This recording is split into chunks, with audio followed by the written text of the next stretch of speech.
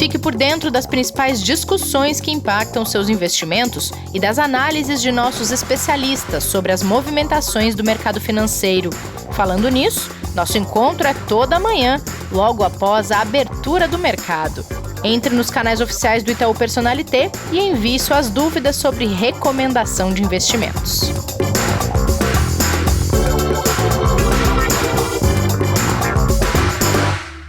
Investidor em Foco no ar para falar de um cenário econômico tenso nessa quarta-feira. Bem-vindas e bem-vindos ao episódio desse dia 19 de maio de 2021. Kleber, como está você? Muito bem, Rê, bom dia. Bom dia, boa tarde, boa noite aí aos nossos ouvintes, nossas ouvintes. Eu estou bem e o mercado, como você falou, ansioso. É verdade, mercado ansioso, o mercado de criptomoedas também anda ansioso aí com algumas quedas consecutivas que eu estava olhando há pouco tempo. E o mercado financeiro, um dos motivos, Kleber, dessa ansiedade toda é pela ata da última reunião do FONC, o Copom norte-americano, que, como a gente alertou no início da semana, deve trazer um posicionamento sobre a taxa de juros nesse contexto de alta da inflação nos Estados Unidos, né?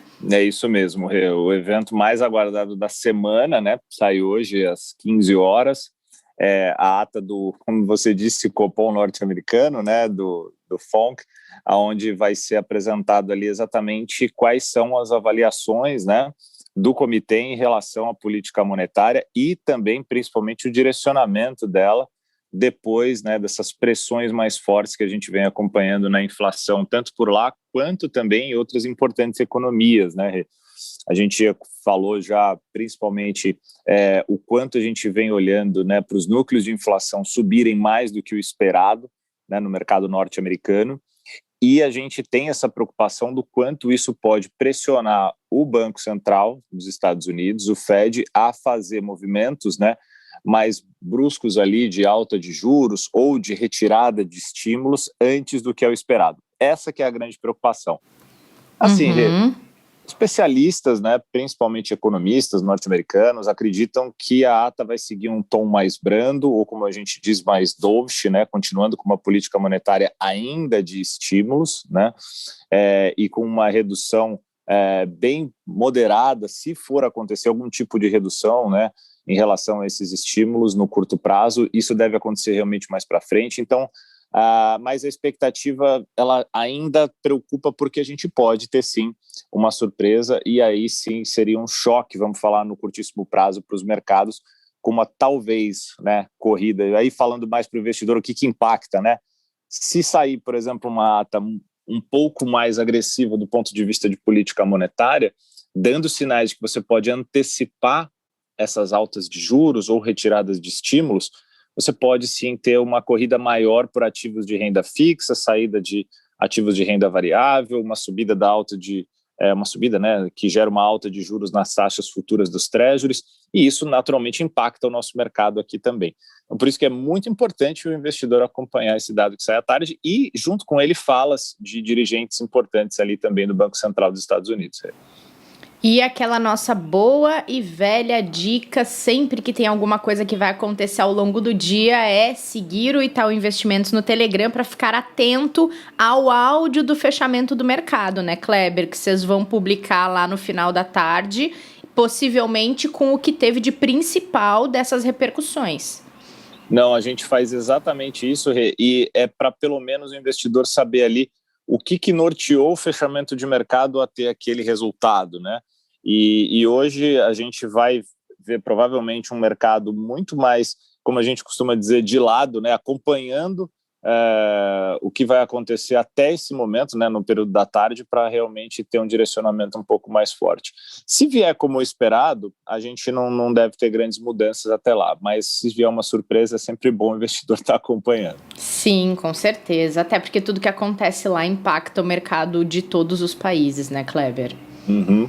Bom, vamos lá para a Europa, porque foram divulgados dados que mostram o avanço da inflação na zona do euro e no Reino Unido. E aí, neste contexto em que os países estão começando a se recuperar, talvez não na velocidade dos Estados Unidos, é preocupante ou é positivo? Na verdade, ele está dentro daquilo que o mercado já vem esperando, Rê, né? O dado que saiu hoje, né, pelo menos da inflação na zona do euro, ele já veio totalmente em linha com o que era a expectativa, né? Mas mostra, assim, que ele continua forte, continua avançando, né? Foi 1,6% na medição anual ali do mês de abril.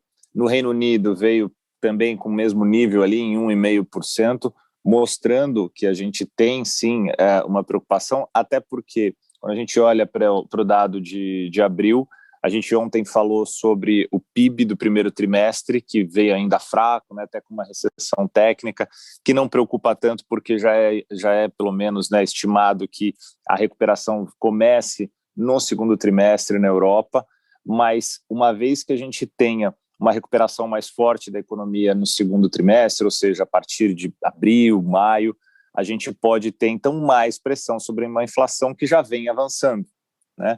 Você tem uma demanda reprimida muito forte, que vai voltar, né, a um consumo maior. Isso sem falar na pressão também de preço de commodities, que vem puxando diversas regiões também a parte de inflação. Isso impacta muito o Brasil em si, né, mas acaba impactando o mundo como um todo. A gente pode ter, então, uma pressão maior da inflação nesse segundo trimestre, sim. Por isso que até uma coisa está ligada à outra, né, em relação ao que vier do FONC hoje, porque depois pode ter até uma continuidade, apesar de serem economias e avaliações e conduções diferentes, mas muito parecida também do Banco Central Europeu.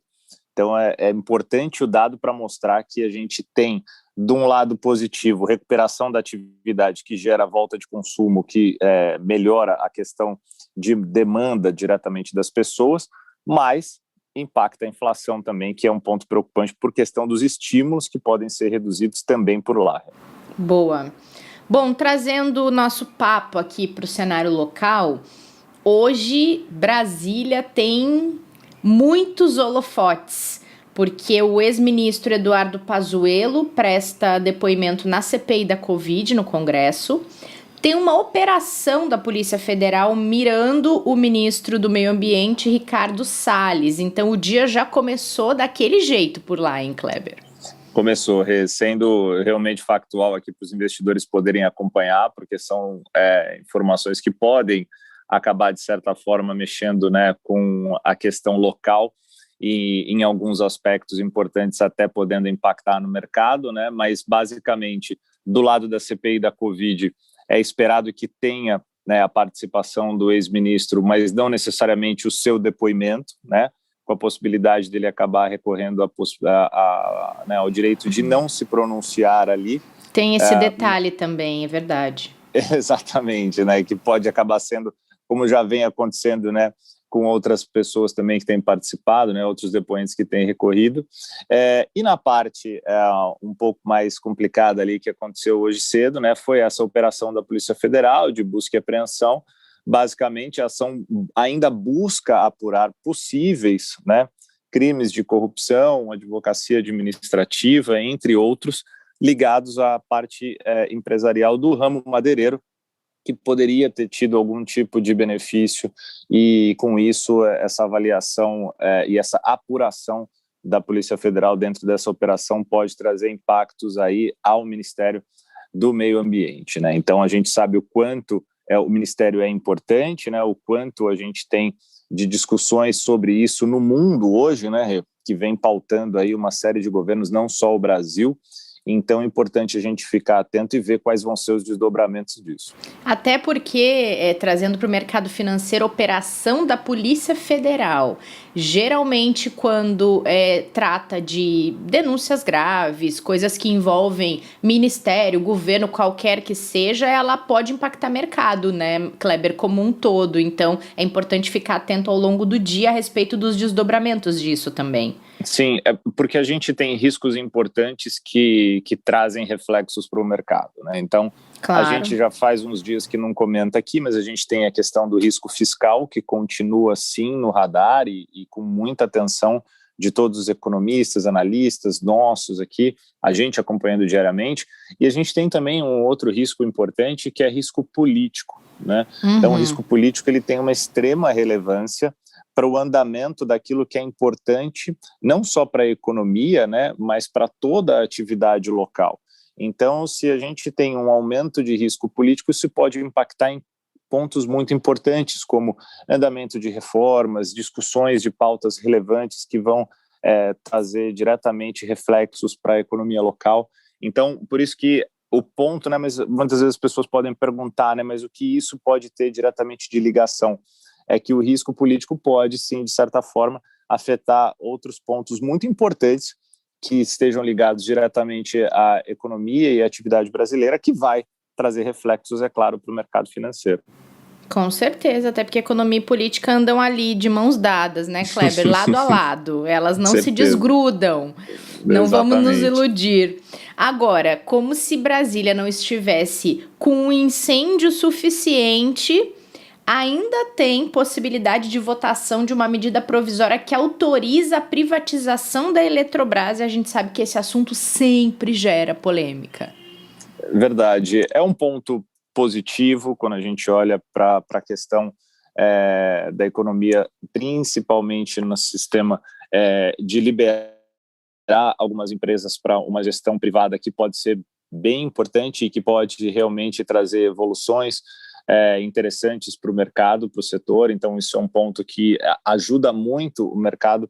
E lembrando, né, a possível votação de acontecer de uma medida provisória que pode abrir o caminho para, então, privatização da Eletrobras, que terá que passar ainda por Câmara, terá que passar por Senado. Então, tem vários passos ainda a serem percorridos, mas um ponto relevante para o investidor já é o seguinte: existem obrigações que deverão ser cumpridas pelo governo no caso de aprovado, né, o parecer da privatização, e essas obrigações que o governo vai ter que cumprir pode acabar aumentando o custo da energia, e diretamente para quem? Para nós, consumidores finais, né?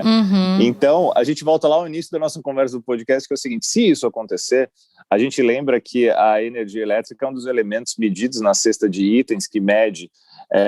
Medidos que medem é ótimo, né? Na redundância sempre, mas a gente mesmo já pega. Dos índices de preços, ou seja, se a gente tiver um aumento relevante do custo de energia, isso vai impactar também na inflação. Então, além da questão da privatização, que é muito relevante para o mercado e algo que a gente tem que acompanhar, porque pode abrir portas, inclusive, para outras que o governo pretende fazer. Há mais de um ano, quase 2, a gente viu uma agenda que falava de 19 possíveis privatizações, lembra, Rê? Lá no início da pauta das agendas que se tinha, né, do Ministério da Economia, e a gente praticamente não andou com nada, né, andou com muito pouca coisa. Então, ela pode realmente abrir portas para uma agenda que pode ser interessante. E tem um outro lado, que é essa questão do custo da energia, que se realmente é alterado e acabar pesando diretamente no bolso ali do consumidor, além da gente acabar tendo que gastar um pouco mais com isso, pode também pressionar a inflação. Muito bom.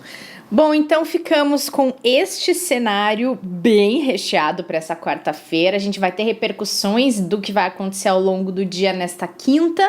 Amanhã a gente volta para falar de China. Vamos entender um pouquinho mais o que representa essa economia tão importante no mercado global, porque na sexta-feira a gente tem convidado especial aqui no podcast, então vocês têm 2 compromissos com a gente aqui. Nessa quinta, nessa sexta. Kleber, esperamos todo mundo, né?